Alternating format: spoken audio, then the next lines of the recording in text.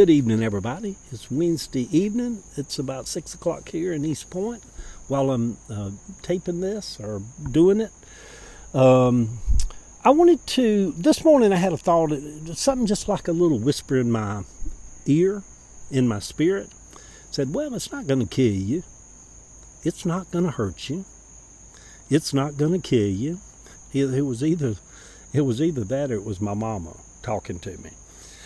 And the reason I bring that up tonight is like I had woke up this morning and planned to just kind of have a lazy day. You know, being retired, you can choose those where I'm not going to really do nothing. Maybe go by Habitat, stop in Publix, get a loaf of fresh bread, but nothing on the agenda. And then I got a call from my brother Richard, who had got the Medicaid van, if that's what they call it, to pick him up in Alcovey Shores, which is 47 miles from here, and bring him up here because he goes to a little clinic called Mercy Care that Medicaid pays for. And he's moved off down to this little house down here that he pays $600 a month in. And because you can't, you know, I think his SSI check's like $739 a month or something like that. And he's with this lady, Sheila, which is really just a sweet lady. And she had a stroke maybe 6 months, 12 months ago or so, and she's really just struggling since this stroke. And he's trying to take care of her, and he's disabled himself. He can't even take care of himself. So for the last couple of years, you know, I'd let him, when I was rehabbing the 4 houses over the 2 years and doing a lot of that kind of work, I paid him decent just to kind of be with me and, you know, go run Home Depot with me and do stuff like that. Plus, he is a hard worker. I don't take any of that away from him.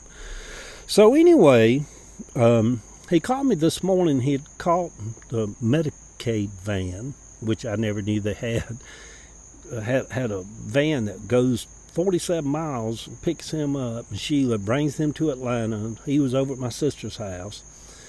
And he called me, and at Sheila's mom's house, he had a bunch of stuff, big bags of dog food and this and that and the other. And they were saying the Medicaid van wouldn't let him load all that up. And he's talking to me, and he said, "Brother, won't you give me a ride back down to the house?" And well, that wasn't all that he asked me. I don't know if this is universal or some people just totally okay with it. I don't like people asking me for money.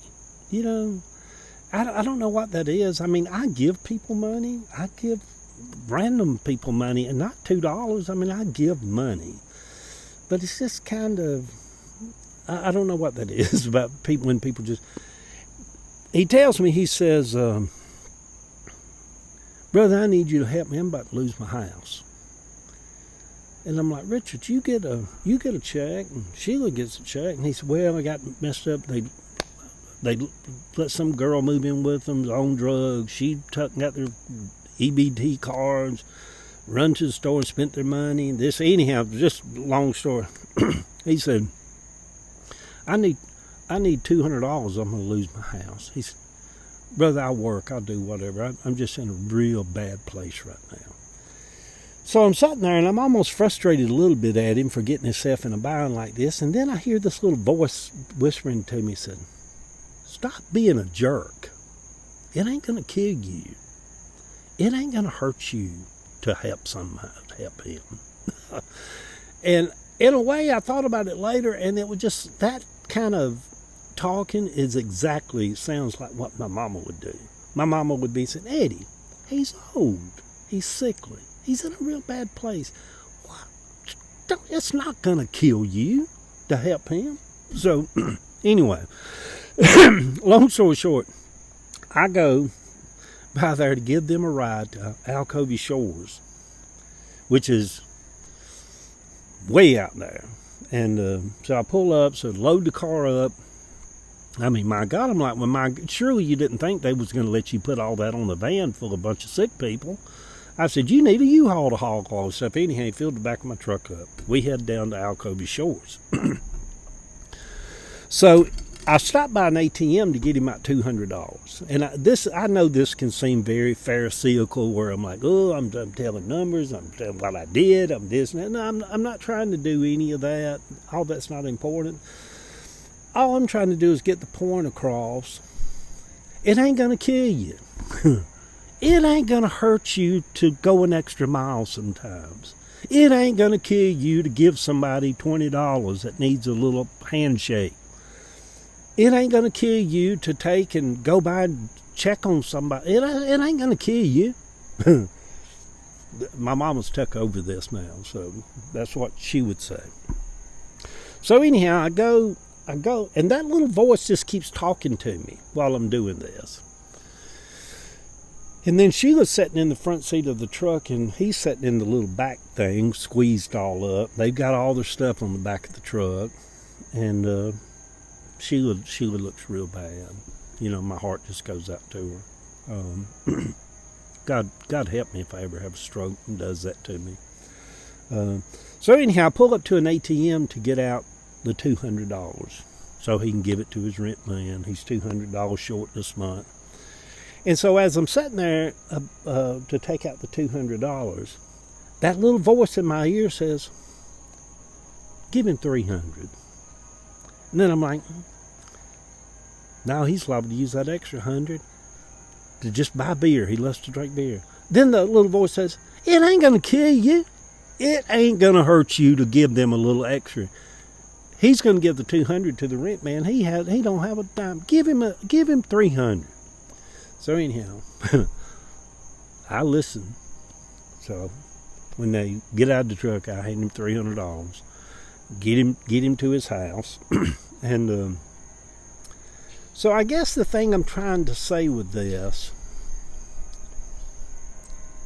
is we have a very short moment of time to be on this earth. Yeah, we have to really be good stewards of what little bit we have.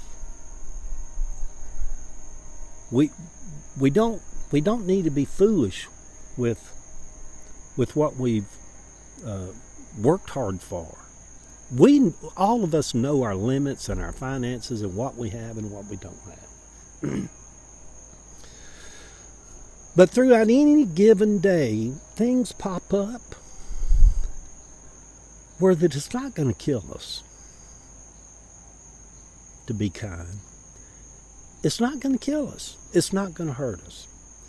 And I'll just finish by saying this. Yesterday, I was sitting at the house and I got a phone call. And this lady on the phone says, do you have 2 dogs that's missing? And I'm just like, oh my God, are my dogs not here? And True Green had came and sprayed the lower backyard and didn't shut the gate back. I let Audrey and Leo out.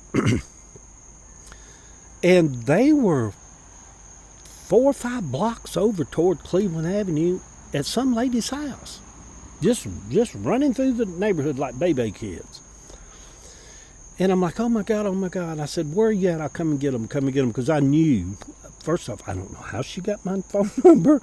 I don't know. They say it's because my dogs have registered tags on them and there's some kind of process you can go find that. And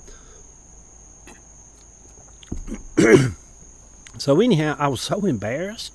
I'm like, oh my God, I'm one of them kind of people that let their dogs run the streets and can't keep up with them. And I'm like, oh my God, this is so embarrassing. So I pull up. They have my dogs, sweet, sweet people. I come back home. And I tell you that to say this. Whatever those people did, it didn't kill them. It didn't hurt them to be kind. It didn't hurt them to reach out to somebody. Instead of my 2 dogs being run over in the highway or being down at the pound, I have to go try to find them. It don't kill you to do something for other people. It don't kill you. Matter of fact, as I sit here this evening,